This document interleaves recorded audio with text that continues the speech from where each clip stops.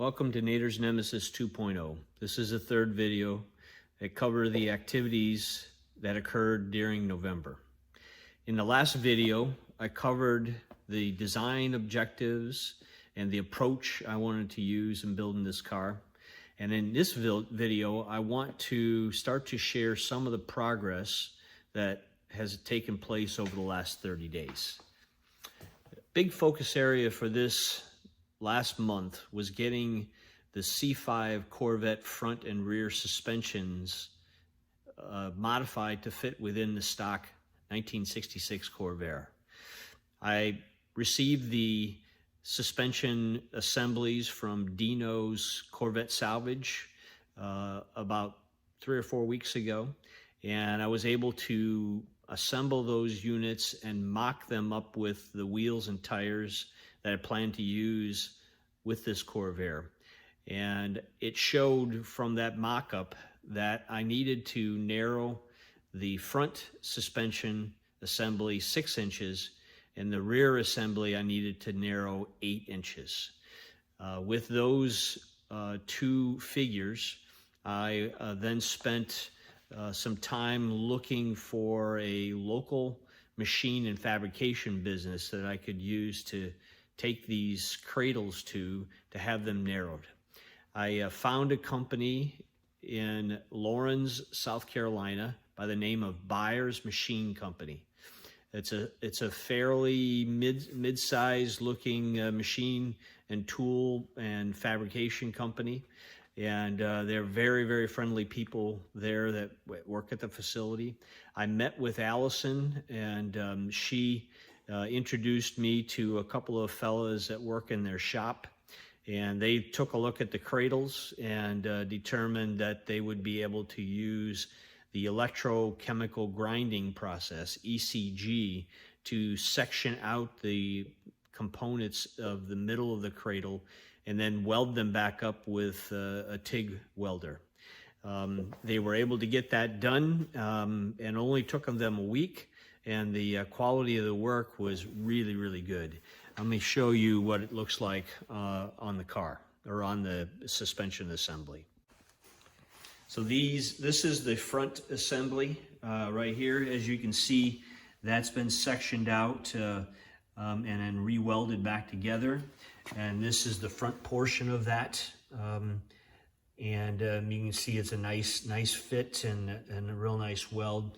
This bracket that you see in front here is an adapter that I made to allow the rack and pinion to be bolted back in. Since we narrowed the cradle, the bolting locations for that rack and pinion needed to change. So I fabricated that component to bolt into the existing cradle and allow that to hold the rack and pinion, which is laying right back here. It's a power steering unit.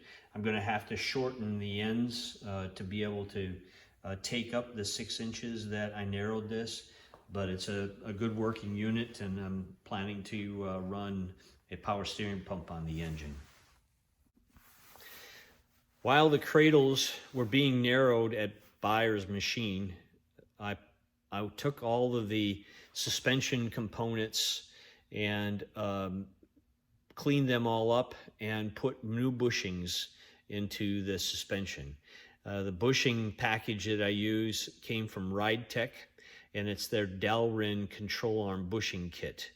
The bushings that I took out of the Corvette suspension were the stock rubber units. They were in pretty good shape, but it was hard for me to tell how many miles this unit had on it, and I didn't want to take any chances of having a weak bushing in one of the elements of the suspension item. So I went ahead and just put all new bushings in. The Delrin bushings are a high performance item. They're not made out of rubber. They're made out of a form of a polymer plastic. And they are pretty sturdy and rigid and do not flex much under heavy cornering, and which is one of the things that I wanted to shore up in this suspension unit. And let me show you a little bit about what I've done there. So once again, this is the front suspension assembly, and these are the upper control arms. As you can see, those bushings are a little bit of a brownish color plastic, and they came with new dog bone fittings and bolt right onto the suspension adapter that came from Dobbertin. I also did the same thing with the lower units. It's hard to see them with this camera angle, but those are also Delrin and were easy to push in with a small press. When I got the cradles back from buyers, I assembled both the rear units and the front units, and put my wheels and tires back onto those units and got the suspension assemblies adjusted for pretty much where I think ride height will be, and double checked the widths of those units and found them to be spot on to what I'd hoped they'd been with the narrowing that was done from my mocking up. The rear is going to be about 68 inches from edge of tire to edge of tire, maybe just a little bit beyond that, about an 1/8 inch longer than that. And the fronts are going to be 66 3/4 of an inch, both of which will fit into the Corvair body. And the rear might need a little bit of adjusting on the lip on the inside, but I believe they'll fit just fine.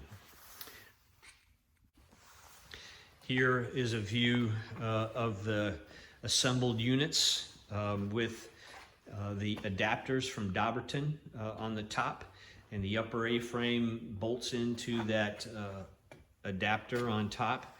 I've also used the stock shock absorbers that came with the Corvette. I've taken the oil and compressed air out of them, and they're using them just to adjust ride height in this assembly while I put it together.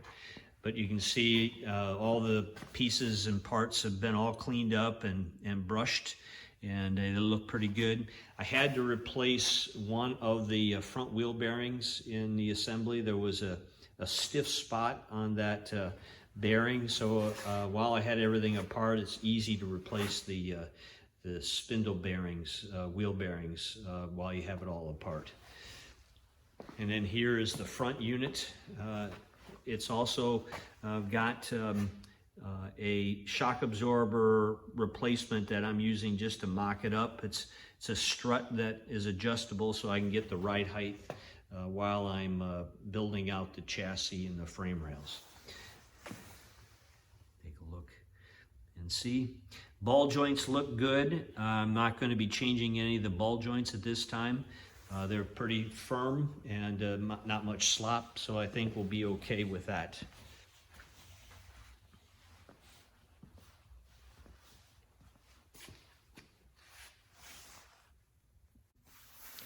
The next thing I worked on this month is building out a jig assembly, a temporary jig assembly on the floor here in my shop. I used plywood and have got that laid out. I think I'll show you what that looks like while I'm describing it. So you can see I've got 3 4x8 sheets of plywood laid out on the floor. I've attached them together using a 2-inch furring strip so that they stay in place and don't shift around and move. I used a chalk line to snap out the center line for the chassis from front to rear, or front to back to rear front. And then I've also snapped out the center line for the front axle assembly and a center line for the rear axle assembly. I'm also going to be snapping out, or I snapped out a line that is a reference point from the Dobbertin suspension assemblies, the adapters. He's noted where the center line is of the rear axle based upon where his adapter bolts on. So it's a nice secondary way of finding the center line for that. Both front and rear have the same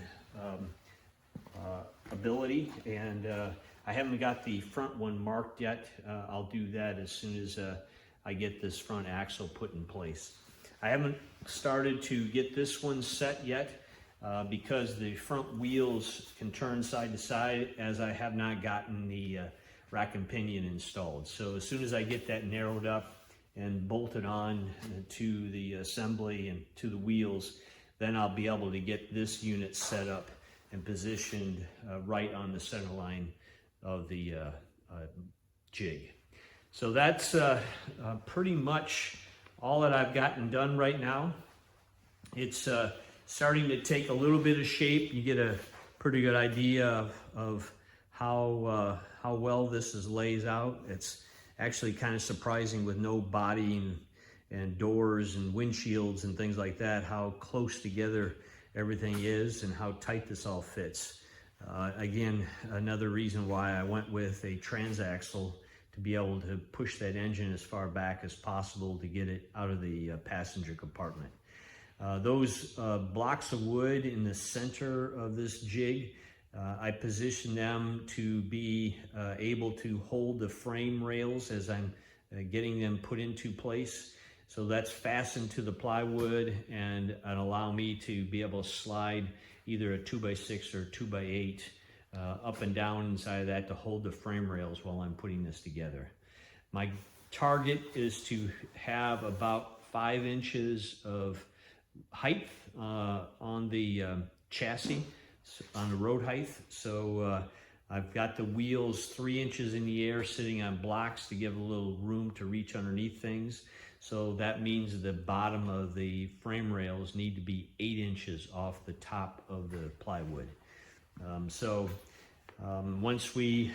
I get started again on laying this out, I'll be using some of the square tubing that I was able to get in Charlotte, North Carolina, and got that laid out here. So I've got an assortment of 2x4, 2x3, 2x2s, and I'll be using that to lay out the frame. So more to come on that. That'll be in the next video. So hopefully this gives you an idea of what's going on and where I'm at so far. And if you've got any questions or any suggestions, don't hesitate to put things in the comments. Thanks. Talk to you later.